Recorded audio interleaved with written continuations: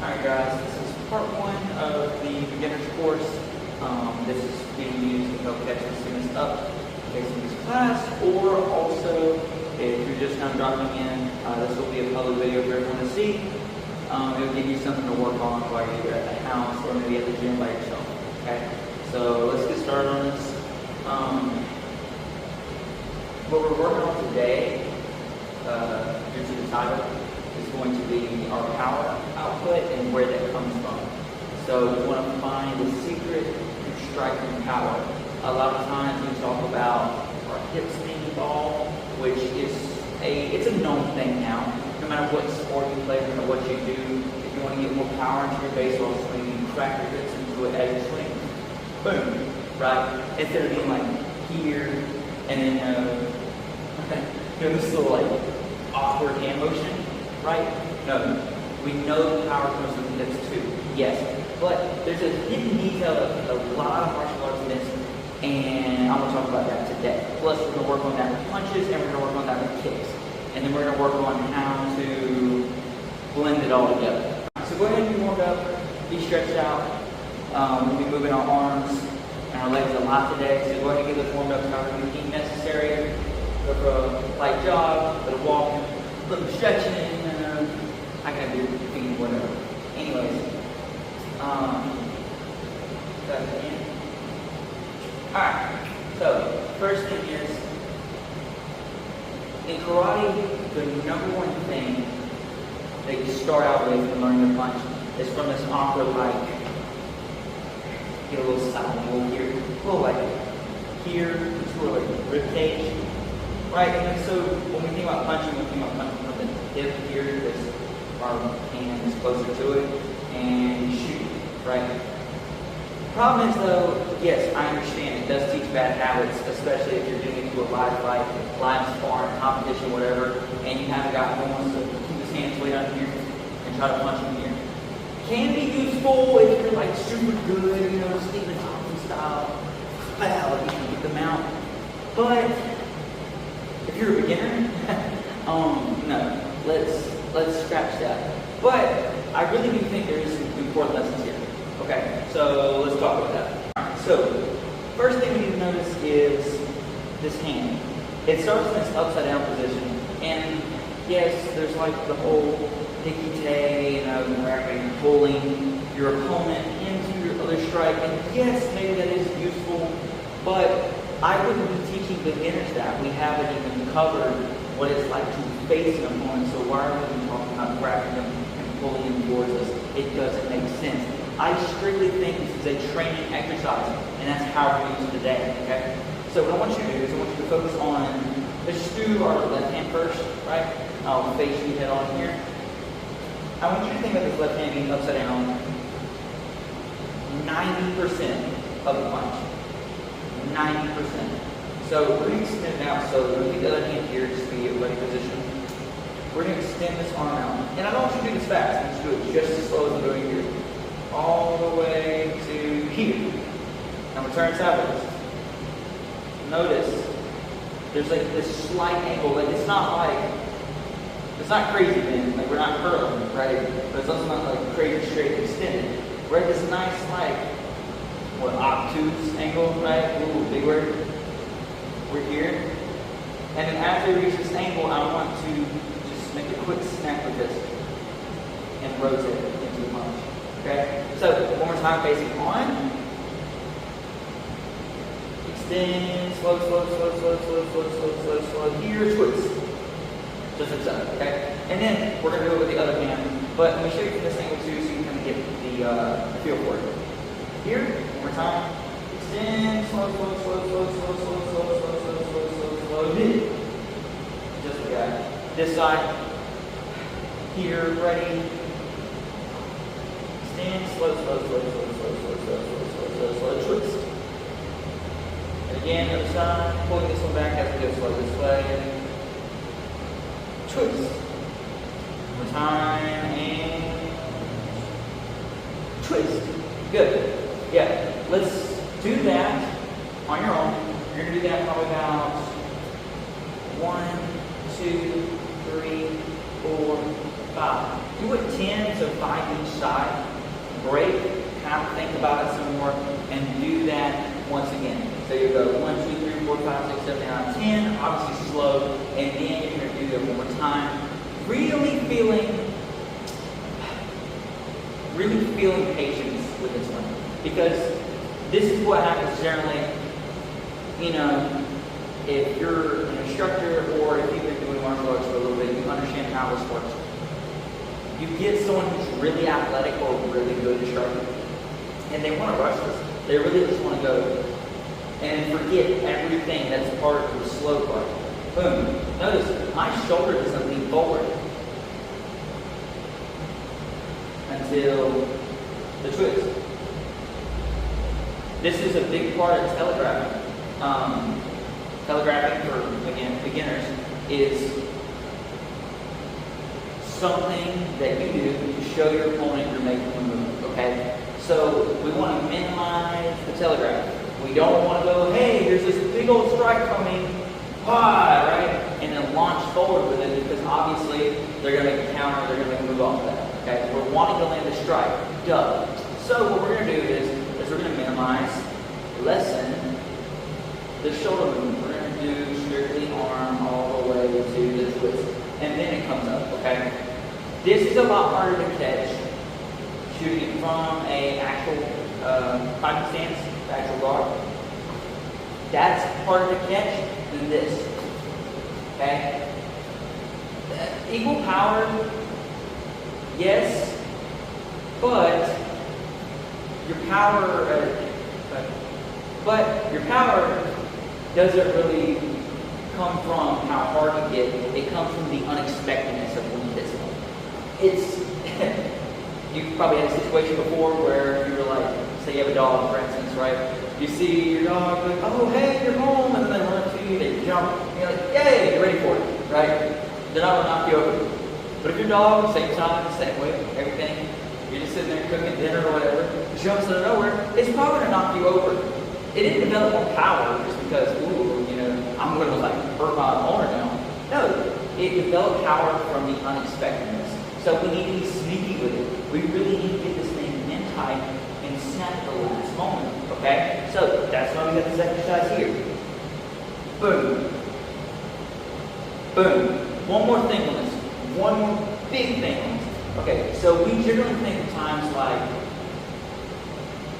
when we punch, especially as newer guys, we want to draw back. We want this huge rock, right? We want this big old rock. And there's a time for it, and that time is definitely not now, okay? What we're working on again is just having the snap go straight forward. So make sure when you're doing this punch, don't draw back your other shoulder.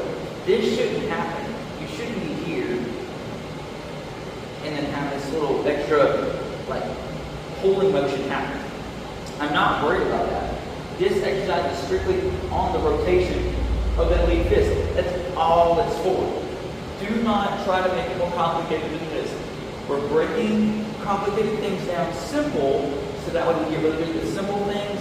So then, when we go to the difficult, we go to the harder things, that's when we start making progress, okay? We just jump into the hard project, no knowledge of how to do simple stuff, and hey, it doesn't work, okay? So let's do the easy things first, okay? So again, drilling this, drilling this. Don't draw your shoulders, don't push your shoulders, none of that. And just for the sake of it, just keep a square stance, keep a nice little, karate secret leg stance, right? Just keep this nice square stance here, boom, and just shoot. Then, as you keep going, progress and do this more. After a while, you can start doing it faster. You can start really putting it out there. And then, after that, we can start doing it straight.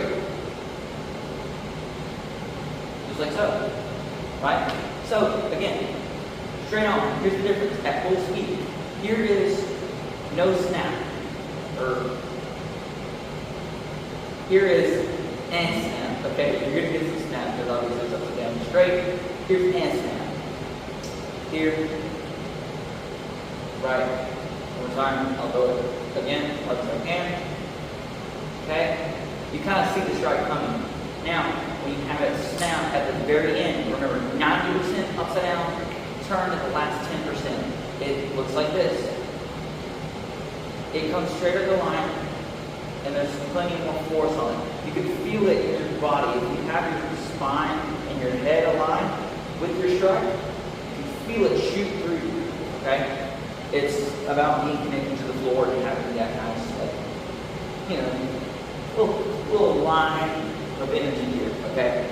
Maybe something a little more advanced to talk about, but just to get it in your brain, okay? Alright, so next thing we're working on is where the power of our front kick comes from, okay? So a lot of times I see beginner guys when they want to do a front kick, it's this awkward combination of like a football punt and like karate moving kick. It's really awkward, and they even know it's awkward because when you throw it, like, what happened? Like, why did my kick not turn out like what was just demonstrated? Or what I've seen usually happens, we're in our fighting stance and we're in somewhat of like this little square angle stance here.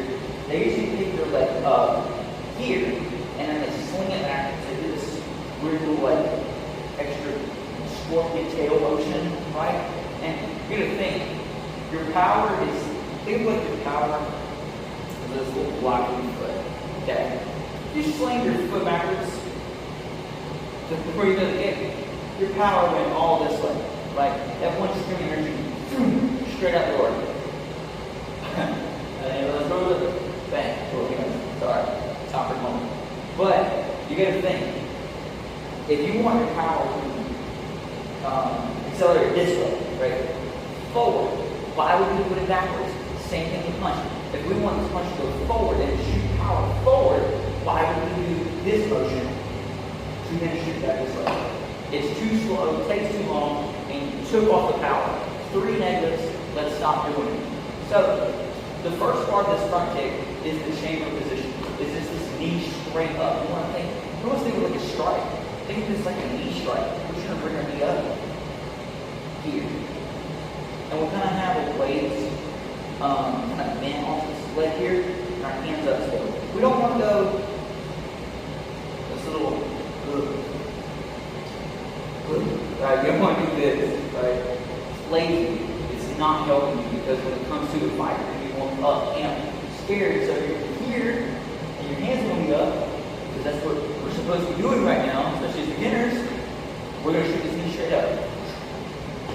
Good. One more time. Good. Just like that. Now, to make it easier in the future, we're going to make it harder now, okay? So, slow down this chamber. I want it to be so slow. I want it to be like just as slow as this extended punch. I want it to be like, like snail pace, okay? I try to think of a good metaphor and work on. We're here, up, boom, okay? Hold 5 seconds, and then put it down, okay? And we'll do that about like 2, 3, 4 times until it starts feeling normal. Again. Boom, normal. And see, when you do it slow, you start realizing where your weight's off. You notice that last time my weight kind of went off this way? It's going to come with that, okay? You're going to start understanding where your weight distribution is when you start working on your technique slow, right?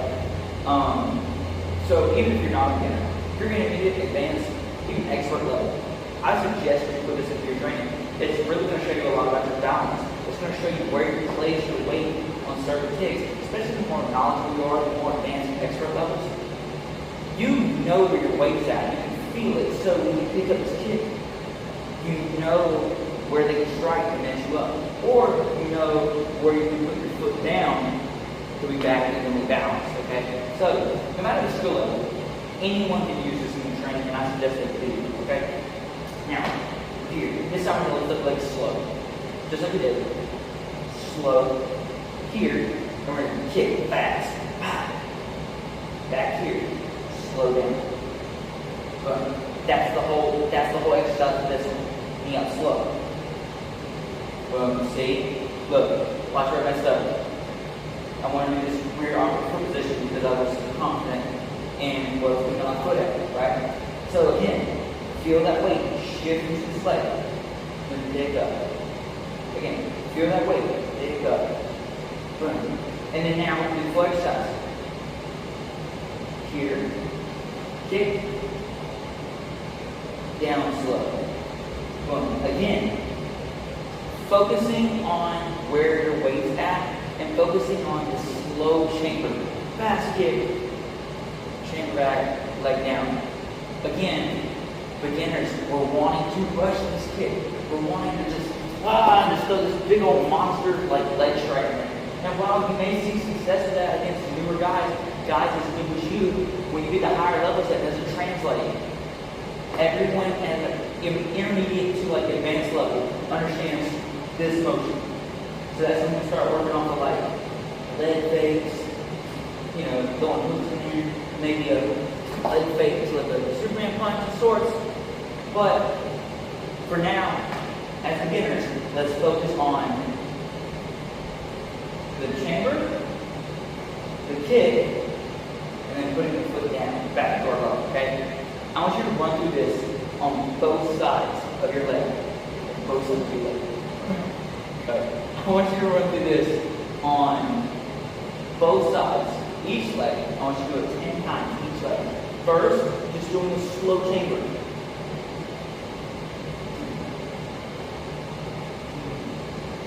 Then, after you do 10 on this leg. Here. Boom. Keep your hands up the whole time. Boom. Alright, good. Back here. And then we're going to do this 10. We'll go up. Kick. Back. Up. Kick. Back. And it should be that slow. That way when you get better at this front kick, you're here and there's no problem chambering. Bam. It's super fast versus this draw back motion. Watch, I'll show you the same here. This draw back motion. Right? So this happens. Awkward weight issues with here, just kind of like compensate. You lean forward, boom, you eat something in, right? Let's not do that, right? I like my dental plan, okay? I don't want to keep putting money on it. We're going to change this leg up. Weight where it's at, balance where it's at, and shoot, keep straight. Back. Just like so, okay? Hitting with the ball of the foot. Remember, retracting the toes, pulling them back. When you stand on your tiptoes, right? Make sure you're really good ballet. Once we stand on the tiptoes, you stand on the ball of the foot. That's how your foot should land, win. That's how your foot should land when you kick. Boom, okay? Ball of the foot. Now, one more strike we're going to talk about today that a lot of people I see do wrong or I see do not as efficient or as effective is a palm strike.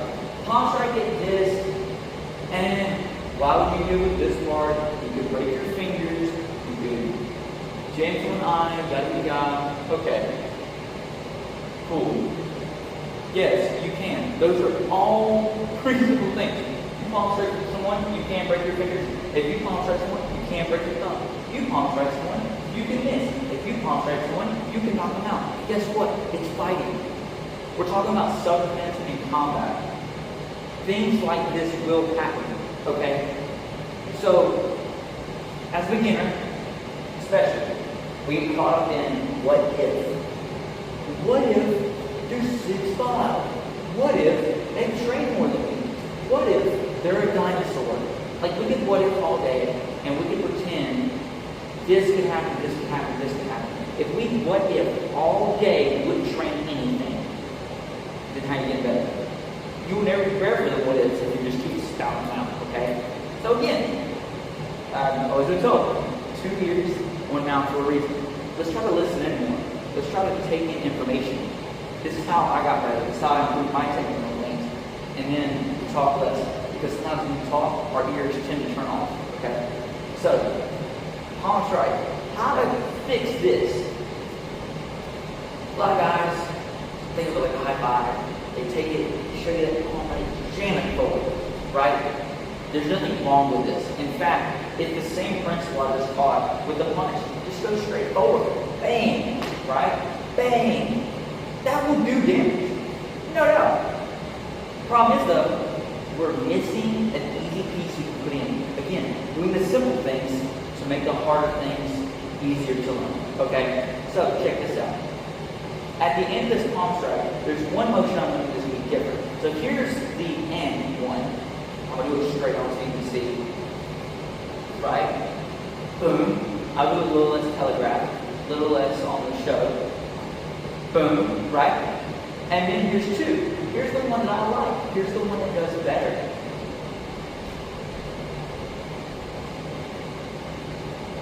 See that little right at the end, a little snap. It's like here, snap. It's the same thing. Okay? It's adding that nice little bit, just a little bit more power into it, but I promise it's making all the difference. Okay? Same thing with a snap, not punch. You could punch like this, and this could hurt someone. You're slamming bone into somebody. It's going to hurt. But to add that little bit of snap at the end just decreases that power so much more. You didn't lose any energy doing that. Doing this versus this, you didn't use any more, any less energy, but you still put out more power because that little bit of snap. So, how are we going to work on this? Check this out. We're here. We're going to do this nice little center yourself, kind of thing, right? I want you to shoot out this and make it a blade the entire time, okay? Make sure your thumbs touch the side, right? Off the side, keep them out. That's how we get broken the thumbs, okay? Keep it tucked in, make it a blade the entire time. Right at the end, right at the extension, right about here. Right about here. Snap. That is a strike, okay? Instead of here, it's here. Okay? Harder to see this target versus seeing this, right? Okay? Same rules apply to the punch. It's easier to see this target, all of this, versus seeing this, right? Smaller plane, larger plane. Okay? Same thing. Let's think about how to sneak these in there. How to sneak in that power. Okay? So we're here. We shoot it. Bam! And then right at the end, right at the end, it goes straight. And then when you go back, it goes back to that blade position. Same thing, you want to push somebody. If you want to do a good push, get some off you. Don't rear back and raw, okay? Because if you're smaller, like me, right? Like 5'7", 150, right? Doing this big, like, push is not going to move anybody, okay? It's only going to move people you probably shouldn't be pushing in the first place, okay? Bigger guy is on you, and you want to give an effective push. You do this little knife dance thing I'm showing you. You shot in. As soon as you make contact with the chest, push it. And you add that little extra step, boom. And I promise, the power tenfold, okay? So, think about that. Think about it the next time you're training. What are you just speeding through? What do you think you already know how to do? I've been doing this 18 years, and I still, to this day, slow things down so that way I can understand the concept of stuff. A lot of times, we get stuck in our own mind of, oh, I've done this before. I got this. Or the mindset of, dude, I've done this a million times. Cool. Do it a million times. Because then now, you're outpacing someone else's training. Now you're outpacing yourself, who was training kind of before, and now you're taking it to the next level. Don't overestimate your knowledge. It's one of the very few things that can so easily ruin your martial arts journey. And honestly, it applies to anything, but, well, you know, that's for later, okay? But for now, slow these things down. Think about these techniques. Think about how you can use them. And then boom. Then you start making progress. Then your snap kicks are like 10 times snappier. Your punches hit way harder. Your palm strikes actually are doing damage now. Your pushes are moving targets. Okay? Last piece of knowledge I'll leave you with today. But last piece of knowledge I'll leave you with in this video. If you're ever feeling stuck in your martial arts, if you're beginner, intermediate, advanced, expert, master, or whatever you want to call yourself, right? If you're ever feeling stuck, go back a level. Okay, so like let's say if you're an intermediate and getting stuck. Go back to the beginner shelf, okay? If you're a beginner, just keep working on beginner shelf, okay? I promise. You're not that stuck, okay? Just keep working at it. I promise. Slow grind, but you'll make great progress, okay? But yeah, if you're intermediate, go back to beginner. Work on that stuff. If you're advanced, go back to intermediate. If you're expert, go back to advanced. Scale yourself back one level, and then work on that stuff again. And then you'll start seeing, oh, John, I've been like skimming over some things that I should have been working on. Or I kind of lost that technique. I kind of lost what it meant to pick up my knee in the front kick and snap it forward. I've kind of been doing this like half with a little floppy front kick, right? Okay? Go back that level. Take your ego out of it. Go back down to that level and see what you can pick up from it. See what you missed. See what you lost. Okay? Again, thank you guys for watching. Like I said, it's going to be public videos. Not only are my students seeing this, but also anyone that's on YouTube. Okay? So shout out y'all. If you're not a student, you're watching this. Shout out my students watching this. I appreciate y'all. Hopefully you pick up something like useful. You know, I don't want to just sit here and talk to this camera kind of awkwardly and you learn nothing. Okay? I want to make sure you do something out of this. Okay? I do appreciate you. Again, like the video, subscribe. I'll get more content like this. And again, y'all take care out there. Appreciate y'all. And hey, keep training. Let's go.